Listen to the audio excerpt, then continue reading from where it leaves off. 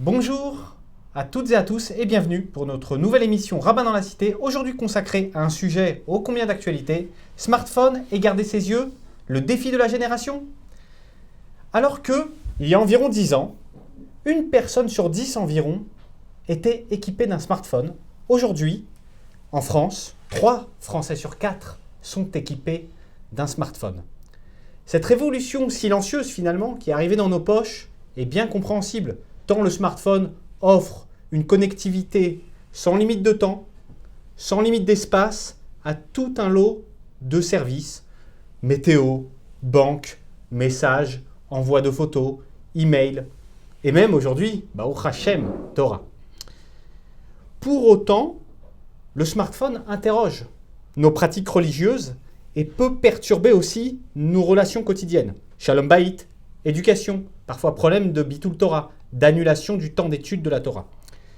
Ainsi que le sujet du jour, la Shmirat Enaim, garder ses yeux, ne pas regarder des scènes, des photos qui seraient interdites. Alors on va se poser la question centrale qui va sous-tendre nos échanges tout au long de cette émission. Est-ce qu'on peut être détenteur d'un smartphone et garder nos yeux?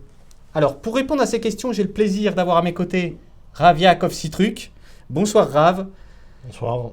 Rav du centre Aleph Les Dorot. Et je retrouve avec grand plaisir pour ce nouveau numéro Rav Israël Meir Kremizi, Rosh Yeshiva de la Yeshiva Bet Yosef Meir à Montréal au Canada, intervenant courant du site Torah Box et thérapeute sur notre ligne d'écoute. La première question, je voudrais l'adresser à Rav Yaakov Sitruk. Rav, j'aimerais qu'on définisse d'abord la notion de Shmirat Enaim. Est-ce que c'est un concept qui vient de la Torah, des rabbanim? Est-ce que c'est un concept moderne ou plus ancien? Qu'est-ce qu'on peut dire à ce sujet? Alors pour répondre peut-être un petit peu dans le désordre par rapport à votre question, le principe de Shmirat Enaim nous rappelle en fait que l'homme, et donc là je parle de l'homme au masculin, est un être sensible, et notamment sensible à ce qu'il voit. Ça veut dire que l'image a toujours un impact sur la personne, qu'il le veuille ou qu'il ne le veuille pas. De ce fait, la Torah nous donne un interdit qu'on trouve dans le schéma notamment, le 3e paragraphe du schéma, quand il est écrit « Velo taturu achare levafrem vachare enechem ». Littéralement, vous ne vous laisserez pas détourner d'après vos cœurs et vos yeux. Donc la Torah nous met en garde en donnant une interdiction formelle, absolue, en disant « Attention, il est impératif de se protéger en gardant ses yeux. » Donc l'interdiction, elle est claire, elle est compréhensible, parce que c'est vrai que l'homme est sensible à l'image, et de ce fait, on va nous demander de nous préserver de toute situation dans laquelle on risquerait de ne pas être capable de garder notre regard. Donc garder son regard est une barrière, okay. On va nous demander de créer une barrière pour ne pas risquer de ne pas garder notre regard. Voilà. Donc, est-ce qu'il est possible de posséder un smartphone et de garder son regard? Peut-être que dans l'absolu, oui, théoriquement. Okay. Concrètement, est-ce que l'homme peut vivre en se protégeant constamment face à un danger permanent? Évidemment, on est dubitatif. Merci beaucoup Rav Sitruk pour cette introduction. Rav Kremizi, est-ce que vous avez un éclairage complémentaire à apporter à cette question de définition de ce qu'est la Shmirat Enaim? Je voudrais juste rapporter un petit peu ce que le Harizal nous dit. On sait que dans le Beth Amikdash, il y avait plusieurs endroits de Kedusha. Il y avait le Chatzer, il y avait le Harabaït, qui avait une certaine Kedusha. Après, il y avait le Kodesh, il y avait le Kodesh Kodashim, qui était le Saint des Saints, où il y avait le Aaron, où il y avait la Shekhinah qui résidait en permanence. Le Harizal nous dit que dans le corps de la personne, nous avons aussi ces différentes parties, différents membres avec lesquels nous faisons différentes actions. Et le Harizal nous dit que nos yeux sont ce qu'on appelle non seulement pour voir tout ce qui est matériel, mais aussi pour voir ce qui est spirituel. Et nos yeux nous donnent la porte à ce qu'on appelle tout davar chez Bekdusha, toutes choses qui sont la sainteté. Et quand une personne, elle regarde ce qu'il ne faut pas avec ses yeux, alors il impurifie non seulement son corps, mais malheureusement encore beaucoup plus fort, son âme. Il y a beaucoup de personnes dans certaines situations qui vont, au Hachem, voir des Guédolim, et très souvent les Guédolim arrivent à voir dans la situation quelque chose que nous n'avons pas vu. Et on se pose souvent la question pourquoi? Eh bien, la réponse est parce qu'ils voient avec un autre regard. Ils voient avec leur neshama quelque chose de beaucoup plus profond. Et pour pouvoir avoir cette vision beaucoup plus profonde dans tout le système de la vie, c'est tout dépend de ce que nous faisons avec nos yeux. Plus nos yeux vont être saints, plus nos yeux vont être kadosh, plus nos yeux vont avoir des barrières, et plus nos yeux vont être capables de voir quelque chose que, a priori, aucun humain ne pourrait voir. Et c'est pour ça que la Torah nous dit cette mitzvah, l'otaturu acharei levavchem, comme le Rav Sitruk l'a dit, de faire attention à notre regard, pas seulement pour ne pas avoir de mauvaises pensées la nuit, pas seulement par rapport à ne pas convoiter ce que l'on ne doit pas, mais aussi pour avoir cette connexion par exemple, ultime avec notre neshama, avec notre sainteté, avec notre kedusha, à travers notre regard que l'on va poser sur le monde. Merci Rav Kremizi. Je reviens avec vous, Rav Sitruk. Vous aviez parlé de l'homme, au sens masculin du terme. Mais est-ce que cette interdiction concerne également les femmes? Et si oui, dans quelle mesure? Alors, d'après une grande partie des Chachamim, le problème n'est pas le même chez l'homme et chez la femme. C'est-à-dire, maintenant je parle au niveau technique, donc du Issour à proprement parler. L'interdiction pour les hommes, comme on l'a expliqué, elle vient d'un verset. Est-ce que les femmes en seront concernées? D'après la Gemara, ça s'apparente à une autre notion par rapport à Kema Seret Misraïm. On ne va pas rentrer trop dans les méandres de la technique, on va dire. Il est évident que la femme, dans son côté féminin, est moins sensible à l'image, à ce qu'elle voit, que l'homme. L'homme va avoir un comportement qui va être beaucoup plus influencé par ce qu'il voit qu'une femme. Est-ce qu'on peut dire qu'il n'y a pas d'interdiction pour la femme? Pas du tout. Il y a également une interdiction pour la femme. Elle n'est pas de la même nature. C'est-à-dire que bien souvent, ce qu'on demande à un homme pour se protéger ne sera pas la même chose que ce qu'on demande à une femme pour se protéger. Par contre, il est clair que se mettre dans une situation d'être ce qu'on appelle le témoin de l'immoralité, même si on a un regard tout à fait extérieur, comme le Rav Kremizi l'a évidemment bien expliqué tout à l'heure, il y a un impact qui se fait sur la personne. Voilà pourquoi, que ce soit pour un homme ou que ce soit pour une femme, la conclusion sera la même, mais on y arrivera peut-être par deux chemins différents, tant au niveau de la halakha qu'au niveau de la psychologie de l'homme et de la psychologie de la femme. Merci beaucoup Rav Sitruk. Rav Kremizi, est-ce que vous avez là aussi un complément à apporter? Est-ce que cela concerne, comme vient de l'expliquer Rav Sitruk, également dans une autre mesure, la femme? Je vais juste rapporter un petit mamar de Rav Yaakov Galinsky. Rav Yaakov Galinsky a posé une question qu'on voit que énormément de difficultés du XXe siècle et au début du XXIe siècle ont pris des proportions terribles, que ce soit les mœurs, que ce soit les agressions physiques, et ainsi de suite, qui arrivent à travers le monde. Et le Rav Yaakov Galinsky a demandé que s'est-il passé dans le XXe siècle et au début du XXIe à propos de cette différence. On savait toujours le mal était un concept qui était écrit dans la Torah, on savait qu'il existait dans le monde. Pourquoi a-t-il pris son essor et cette essence terrible dans le XXe siècle? Et le Rav Galinsky a dit que savoir quelque chose, c'est une chose. De l'autre côté, de voir la chose, ça prend une proportion beaucoup plus grande. Comme en français, on dit bien « une image vaut 1000 mots ». Ça veut dire qu'un homme ou une femme qui voit un homme se faire agresser, un homme se comporter ou une femme se comporter avec de l'immoralité, même si on sait que ça existe, il en reste que cette répercussion sur nous va faire que notre vie va changer. On n'a qu'à juste voir les nouvelles. Quand il y a dans les nouvelles une personne qui fait du mal à quelqu'un d'autre et elle est publiée à travers le monde, le lendemain, dans les semaines qui suivent, énormément de personnes vont reprendre ces actions mauvaises. Donc ça veut dire que quand on voit quelque chose qui existe véritablement, et aujourd'hui on peut voir même malheureusement des bombes explosées en direct, où on voit certaines actions qui sont retransmises en direct, il est certain que chacun de nous, on est perturbé par ça, et je dirais même plus que perturbé, on est agressé à travers ces images, et elles nous donnent un impact personnel et communautaire beaucoup plus grande que juste de savoir dans notre pensée ou dans un livre qu'elles existaient. Merci Rav Kremizi. Alors je reste avec vous pour la seconde question. sans transition, si j'ose dire, dans quelle mesure, du coup, avoir un smartphone est-il problématique par rapport à ces définitions, que vous venez de donner avec Rav Citruc très clair de ce qu'est la Shmirat Enaim? En quoi est-ce que c'est un problème d'avoir un smartphone? Est-ce que je ne vais pas être aussi exposé à ces images justement dans la rue, dans l'avion, à la télévision, dans les centres commerciaux, même pourquoi pas, parfois au travail? D'abord, il faut savoir qu'il y a deux genres d'agression. Il y a une agression volontaire et il y a une agression qui est contrainte.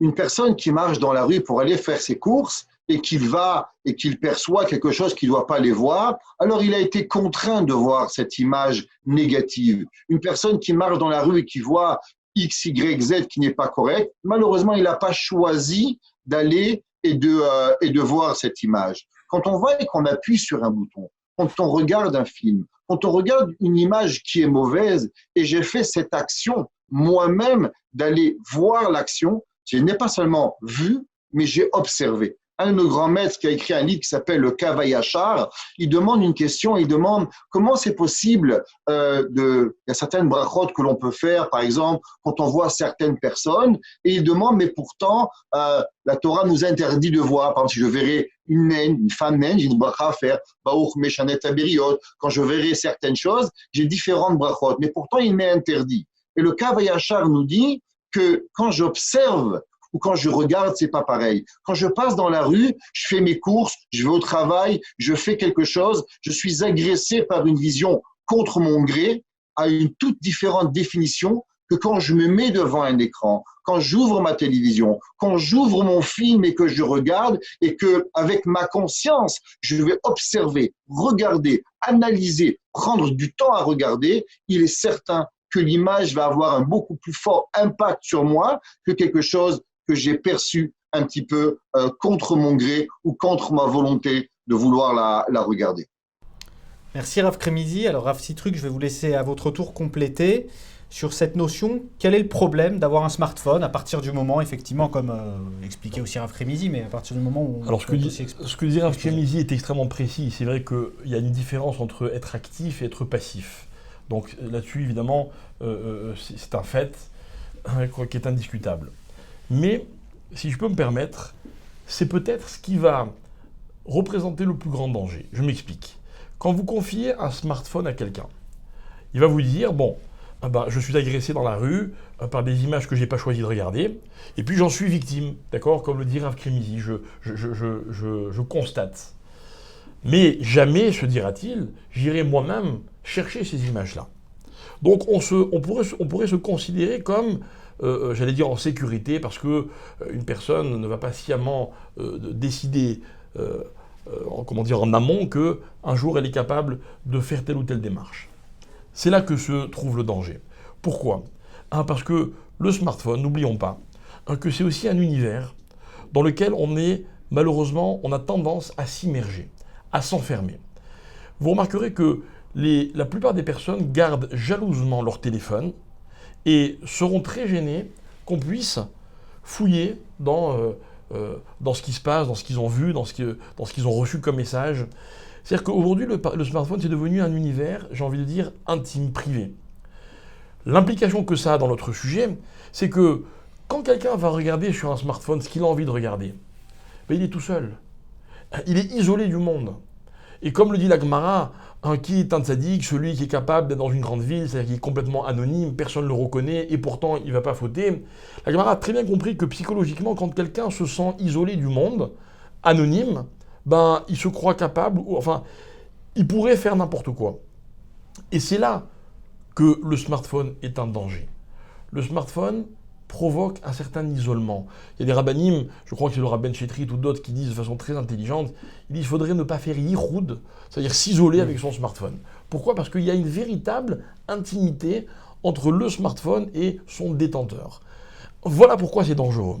Un de mes rabbinim à qui j'avais un jour posé la question m'avait dit, La Gemara nous dit, attention, celui qui est ce qu'on appelle, c'est un moussag, c'est un concept, Yoshev Petar Bate Azonot, c'est-à-dire qu'il est à la limite d'un endroit qui est complètement immoral. Alors évidemment, il ne va pas y pénétrer, mais il est à la porte. Et on ne peut pas avoir un comportement ambigu. C'est-à-dire d'un côté, une porte ouverte vers n'importe quoi, et de l'autre côté, avec cette même porte ouverte dans ma poche, je vais aller prier, je vais aller étudier.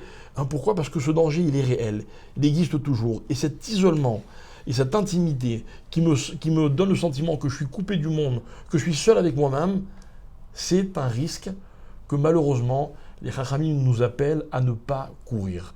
Voilà leur réticence par rapport au smartphone, entre autres. Merci Rav Sitruk. Alors je reste avec vous pour s'interroger ensemble sur la position qu'ont nos grands rabbinim, les Gdolei Hador, sur le sujet du téléphone qui les préoccupe en premier plan. On voit de tout, d'où la question. On voit des téléphones classiques, sans SMS, des téléphones classiques, quand je dis classiques, ce sont des téléphones simples, sans aucune connexion à Internet, avec SMS. Des smartphones sans connexion à Internet, mais avec des services de messagerie comme WhatsApp, donc déjà une certaine forme de connexion. Des smartphones avec Internet, mais avec filtre. Et certaines peut-être différences dans les filtres. Alors, quelles sont les positions ? Est-ce qu'il y a des divergences de nos grands rabbinim sur la question et des permissions peut-être aussi en fonction des personnes à qui on s'adresse, des utilisateurs ? Alors je crois que d'abord, avant de parler des différences, il faut parler de ce dont tout le monde est d'accord. Tout le monde est d'accord pour dire que le smartphone est un danger. Tout le monde est d'accord pour expliquer qu'un smartphone, il faut savoir le gérer. Enfin, gérer l'utilisation du smartphone. Sur la façon de gérer, alors il peut y avoir plusieurs approches. Par exemple, si vous me permettez de vous reprendre, vous me parlez du téléphone classique en me disant le classique, c'est celui où il n'y a aucune connexion. Il faut savoir que ça, c'est de moins en moins classique. Qu'aujourd'hui, le classique, c'est celui qui est ouvert à tout. Oui. D'accord ? Maintenant. Téléphone ancien, disons. Vous avez des rabbinim qui interdisent tout. D'accord ? Parce qu'ils sont soucieux. Ils vous disent, écoutez, un téléphone, ça sert à téléphoner. On n'a pas besoin d'avoir d'autres fonctions. Très bien. Pourquoi ? Parce que c'est pour protéger. Vous avez à l'autre, on va dire, extrême, même si ce ne sont pas des extrêmes pour moi, vous avez des rabbins qui vous disent, interdire, c'est facile. Peut-être qu'il faut savoir responsabiliser les gens. J'ai écouté une conférence d'un grand rave qui est américain, qui est Rosh Yeshiva aux États-Unis, et donc forcément qui a une approche, on va dire, un peu différente des rabbinim d'Eretz Israël. Et il disait, moi, ma théorie à moi, ce n'est pas d'interdire, mais je demande des restrictions. Par exemple, lui, ses restrictions, celles qu'il imposait à ses élèves notamment, c'était que quand un homme rentre chez lui à la maison, il doit couper son smartphone. Non pas parce qu'il a peur de la faute, mais parce qu'il se dit le smartphone risque de l'isoler de sa femme, de sa famille, donc d'un contexte dans lequel il faut qu'il soit présent. Dans sa yeshiva, il interdit l'utilisation du smartphone pendant les heures d'études. Il interdit l'utilisation du smartphone dans certaines zones, comme par exemple les endroits où on s'isole. Vous voyez ? C'est pas qu'il impose un filtre, ou peut-être pas à tout le monde, mais il impose une gestion de l'utilisation du smartphone. Vous avez des rabbinim qui vous disent la gestion, c'est de le filtrer. On peut avoir un smartphone, mais il faut qu'il soit limité dans son utilisation. Donc, des sites dans lesquels on ne pourra pas rentrer. Ça, c'est la grande majorité des rabbinim. OK ? Et puis, encore une fois, vous avez des rabbinim qui vous interdisent tout. Donc, ça veut dire qu'en fait, l'idée maîtresse, l'idée générale, l'idée partagée de tous, c'est d'apprendre l'utilisateur à ne pas se faire piéger par cet outil extraordinaire par ailleurs, qui risque de devenir une arme contre lui-même, contre sa vie de famille, contre sa moralité, contre son intégrité. Il est impératif de fixer des règles et de s'imposer, de les respecter, de s'aider à les respecter si on a besoin de créer des barrières pour ne pas, justement, au fur et à mesure du temps, glisser et oublier ces règles. Merci Rav Sitruk. Alors Rav Krimizi, est-ce que vous confirmez cette approche plus flexible outre-Atlantique ? Et quels sont les avis des rabbinim outre-Atlantique sur le sujet ?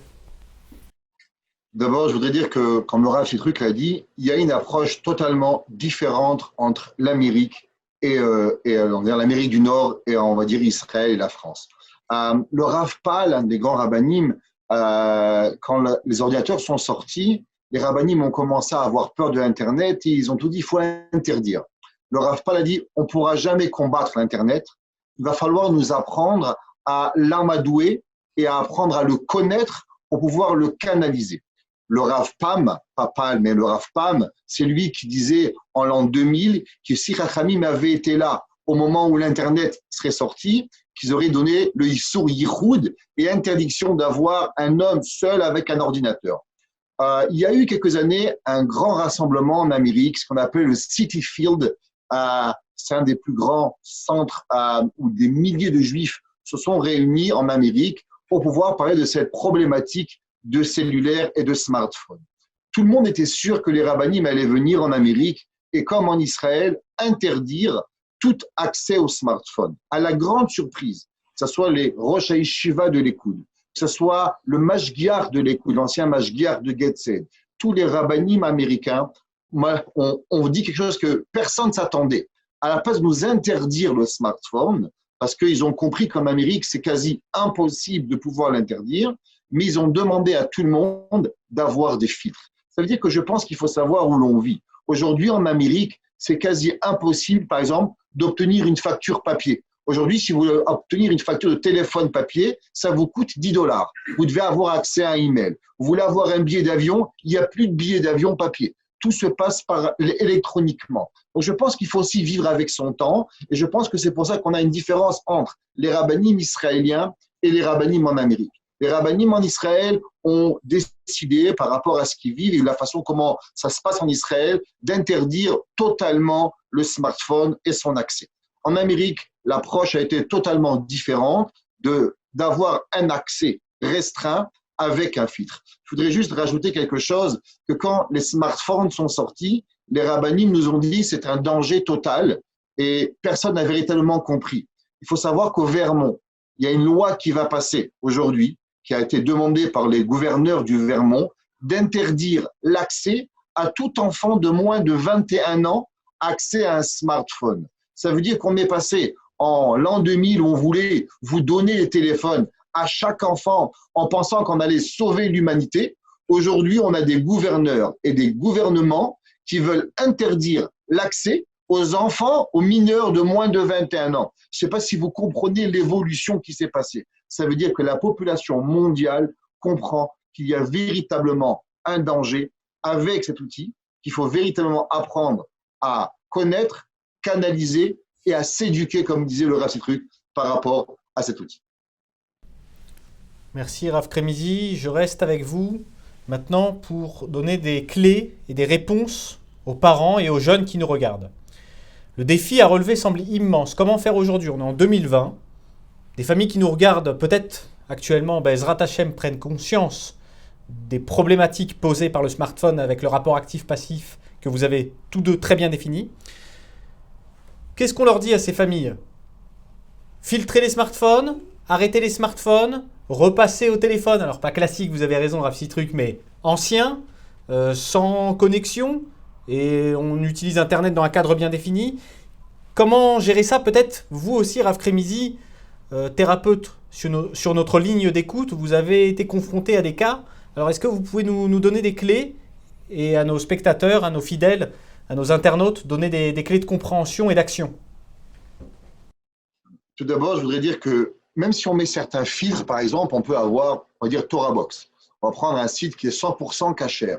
Mais l'abus peut être dangereux dans une famille. Vous savez qu'il y a énormément d'hommes et de femmes qui se plaignent de leur conjoint, comme a dit le Rav Sitruk, qui peut passer 2-3 heures par nuit à voir 30 shiurim, à la place de faire ses besoins et son travaux familial, vont passer leur temps à voir un shiur après l'autre, et ce n'est pas exactement ça que TorahBox ou aucun site de Torah ne veut. D'abord, comme a dit le Rav Sitruk, avoir une certaine limite personnelle. Numéro 2, ce qu'on doit savoir, c'est qu'est-ce que j'ai besoin de mon smartphone. Ça veut dire que pas tout le monde a les mêmes besoins. Il y en a qui ont besoin de savoir la météo. À Montréal, c'est important. Quand vous avez une tempête de neige qui vous tombe 40 cm de neige sur la tête, avec moins de 30 dehors, vous avez besoin de savoir quelle est la météo dehors. Donc, je pense que c'est important. Pour d'autres personnes, ils ont un travail, savoir qu'est-ce qu'ils ont besoin. On pense qu'on a tout besoin. S'asseoir à Montréal, en Amérique du Nord, il y a un service qui s'appelle TAG, qu'on fait du cas par cas. Ça veut dire, tu travailles dans tel domaine, quels sont les sites que tu as besoin? Qu'est-ce que tu as besoin pour pouvoir travailler? Quels sont tes outils? Parce que les outils de tel monsieur ne sont pas obligatoirement les outils de telle madame. Chacun de nous a un travail différent avec des besoins différents. Il y a des personnes que pour eux, il est nécessaire d'avoir accès à la vidéo. Pour d'autres personnes, il n'y a aucune nécessité d'en avoir besoin à la vidéo. D'autres personnes qui ont besoin d'avoir YouTube, d'autres qui n'ont pas besoin d'avoir YouTube. Donc je pense qu'il faut savoir s'asseoir avec quelqu'un, donner ses besoins et à travers les besoins réels que j'ai besoin, se créer un programme personnel de ce que j'ai besoin. Et aussi, il y a dans beaucoup de cas, on donne accès. Il faut savoir que par exemple, un homme, comme le Rav Struck a dit, on a une intimité avec notre téléphone. Il est important que madame a accès au téléphone de monsieur. Monsieur a accès au téléphone de madame. On ne peut pas avoir notre vie privée s'enfermer dans notre chambre sans savoir qu'est-ce qui se passe. On doit pouvoir avoir un accès ouvert à savoir qu'est-ce que je regarde, qu'est-ce que je fais. Les comptes Facebook, les comptes Instagram. C'est pas normal qu'un homme ou une femme ont accès à un monde virtuel sans que personne ne sait qu'est-ce qui se passe. On sait qu'il y a énormément de dangers. Et d'abord, est-ce que j'en ai besoin? Et numéro 2, si j'en ai besoin, que quelqu'un d'autre a accès à ce site-là pour pouvoir mettre un regard. Et comme nous dit la Gemara, que Chachamim disait toujours, nous espérons que nous allons avoir peur de Dieu comme si que nous avons à avoir peur de notre ami. Souvent, on a une certaine peur. Qu'est-ce que mon ami ou ma femme va regarder sur moi? Mais on oublie ce que Akadosh Baruch Hu nous regarde. Ou le Vaï chez Irani Adam. Donc, si on a déjà une personne qui peut regarder ce que l'on fait et qui peut être attentif que si Chasvé Shalom par mes gardes, je rentre sur un site qu'il ne faut pas, qui peut m'appeler. Et allô Israël Meir, allô David, allô Chava, allô Penina, qu'est-ce qui s'est passé? Comment? Avoir cette peur derrière nous qui fait qu'on sait qu'on a peur et automatiquement on pourra avoir peut-être je dis bien, une certaine gêne pour ne pas franchir certaines limites. Merci Rav Kremizi. Alors je me tourne vers vous, Rav Struck, pour rebondir sur cet échange et aussi vraiment l'éclairer sur la question de nos jeunes. Peut-être quelles sont les clés pour les parents? Leurs jeunes sont peut-être malheureusement complètement immergés dans ces réseaux sociaux que dénonçait entre guillemets Rav Kremizi, en tout cas l'utilisation qu'on en a. Et qu'est-ce qu'on fait quand on a des jeunes qui du coup voient des images absolument terribles sur ces réseaux pour leur dire c'est pas bon pour toi? Et voilà la solution concrète à envisager. Ça veut dire que j'ai accès, moi, à ton téléphone et quelque part à ton journal intime, entre guillemets, ton journal privé de bord. Alors, quelle est votre question? Qu'est-ce qu'on peut faire? Ma question, voilà, c'est les clés, voilà, comme a répondu Rav Kremizi, les clés d'action pour les personnes, pour justement avoir un rapport différent à leur smartphone, et aussi l'éclairer sur le rôle des parents par rapport à leurs enfants. Bien. Alors d'abord, j'adhère complètement à ce que disait le Rav Kremizi à l'instant, parce que je pense que c'est vraiment la base. Vous savez, aujourd'hui, quand quelqu'un veut faire un régime, souvent ce qu'on lui conseille, c'est de décider ce qu'il va manger avant de passer à table. En disant, voilà, je vais manger un peu de riz, un peu de viande, un peu de ceci, un peu de cela, pas plus. Un smartphone, c'est pareil. Il faut, comme l'a dit le Rav Kremizi, une utilisation sur mesure. Il faudrait avoir un smartphone sur mesure. Donc là, on est complètement d'accord, parce qu'on va s'identifier à l'appareil ou identifier l'appareil à nous-mêmes. La deuxième chose, et ça concerne aussi peut-être justement les parents par rapport aux enfants, on a le droit, et sûrement même le devoir, d'imposer des règles. Je vous donne un exemple. Dans une vie de famille, le smartphone, comme on l'a déjà dit tout à l'heure, le smartphone est intrusif. D'accord? C'est-à-dire qu'il fait une intrusion permanente dans ma vie. Ok? Des parents, je pense, doivent fixer des règles comme, exemple, pas de portable quand on est à table. D'accord? C'est-à-dire que le portable ne vienne pas empiéter sur ce moment d'échange qu'il peut y avoir dans une famille. On n'est pas obligé de dormir avec son portable. On peut très bien demander à ses enfants, voilà, moi je connais des familles, qui ne sont pas des gens, des familles de rabbinim, il y a dans la maison une espèce de petite étagère avec plusieurs prises, chacun a son chargeur, le soir avant de se coucher, chacun va poser son smartphone et le charger pendant la nuit dans un endroit commun, c'est pas dans la chambre, ok? Parce que, évidemment, dormir avec son portable, c'est tout de suite se retrouver dans des excès, ou en tout cas être menacé d'excès qu'on ne peut pas contrôler. Les endroits dans lesquels on s'isole, dans une maison, une salle de bain, etc., il n'y a aucune raison d'avoir besoin de rentrer dans ces endroits-là avec son portable. Et finalement, aujourd'hui, c'est vrai qu'on ne peut pas forcer les gens, ni les empêcher complètement d'utiliser un smartphone. Par contre, on peut les aider en leur demandant de respecter certaines règles. Vous savez, quand dans la vie, on a un rapport réglementé avec quelque chose, ça nous aide à ne pas franchir les limites. C'est-à-dire que si des parents ne peuvent pas dire à leur enfant « Attention, hein, ne rentre pas sur tels réseaux sociaux, ne regarde pas telles images », il a toutes les chances de ne pas être écouté. Si par contre, il trouve des règles intelligentes que l'enfant peut accepter, ces règles-là aideront l'enfant dans les situations dans lesquelles le parent ne peut pas imposer de règles. Vous comprenez ce que je veux dire? C'est-à-dire que la réglementation, elle va changer le rapport qu'on a avec cet outil. Et je crois que c'est ça qui est important. Et ça rejoint ce que disait le Rav Krimizi par rapport à l'approche des rabbinim des États-Unis, où ils ont bien vu que on ne pourrait pas empêcher les gens. Par contre, on va leur apprendre à s'en servir. Et on a toutes les chances, si les gens apprennent à se servir intelligemment de l'appareil, à ne pas tomber dans l'excès. Et encore une fois, l'excès, ce n'est pas seulement un problème d'immoralité, ok, c'est aussi un problème d'hygiène de vie. Et quand on a compris l'intelligence qu'il y a dans cette approche des choses, on a toutes les chances de respecter ce qu'il faut respecter. Merci Rav Sitruk. Alors, le mot de la fin pour chacun. Je commence avec Rav Krimizi. Quelles sont pour vous les perspectives sur les années à venir du smartphone? Est-ce qu'on va arriver vers une époque de la raison? On voit que les principaux directeurs des GAFA, on les nomme comme ça, Facebook, Amazon, et ces grandes startups qui sont aujourd'hui des géants numériques américains, ces directeurs aujourd'hui interdisent formellement les smartphones à leurs enfants. Eux-mêmes qui ont créé justement tout ce mode de consommation numérique. Est-ce qu'on va vers cette ère de la raison ou est-ce que vous craignez qu'on aille de plus en plus loin dans l'utilisation malheureuse, entre guillemets, de ces appareils, notamment par rapport au sujet de la Shmirat Enaim? Revenir sur un mot que vous avez dit, un journal intime. Vous avez dit que les enfants perçoivent comme quoi, quand on regarde leur compte Facebook, on rentre sur leur journal intime. Un journal intime, normalement, est un journal entre une personne et moi-même, tout seul. Il faut comprendre que les enfants sur Facebook, ils ont entre 100 et 5000 amis. Alors, il faut savoir que l'intimité, elle a dépassé certaines limites. C'est-à-dire, quand vous parlez d'intimité, vous ne parlez pas d'intimité, mais vous parlez d'exclusion.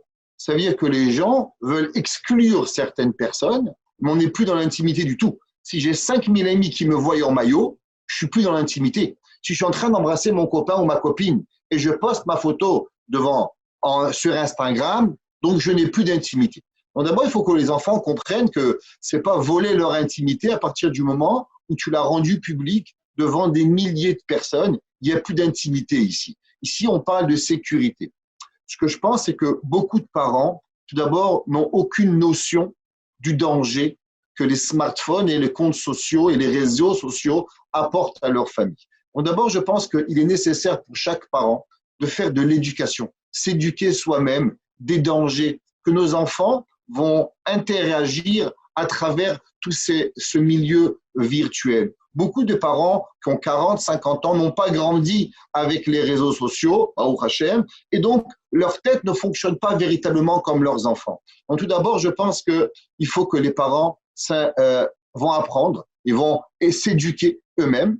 Et numéro 2, je pense que c'est un rôle énorme sur les écoles. Si c'est un père qui veut forcer son fils et que son fils perçoit son père comme un arriéré à cause qu'il veut l'empêcher d'avoir une utilisation normale du téléphone, il ne va pas y arriver. Ce n'est pas un problème personnel, ce n'est pas entre moi et mon enfant, c'est un problème culturel, de société. Il faut que toutes les écoles, pas seulement une fois par année, mais plusieurs fois par année, amènent des personnes qui éduquent les enfants, qui éduquent les professeurs, comment fonctionner, comment avancer, comment vivre, comment regarder le smartphone de tous les jours de notre vie. Comme dit le Rav Sitruk, c'est pas seulement de voir ce qu'il ne faut pas, c'est comment manger, comment boire, comment dormir, comment vivre, comment être à la synagogue. Les gens regardent les nouvelles pendant la Chazarat Hashmona Esrei. Comment c'est possible qu'un homme il ouvrirait un journal pour regarder le mot Dia ou n'importe quel journal pendant Kriyat Torah? Ça n'a aucun sens. Et aujourd'hui, on a des personnes qui se disent bien Chazarat Hashas, qui regardent, ils font Shmona Esrei, ils ont un email, ils regardent.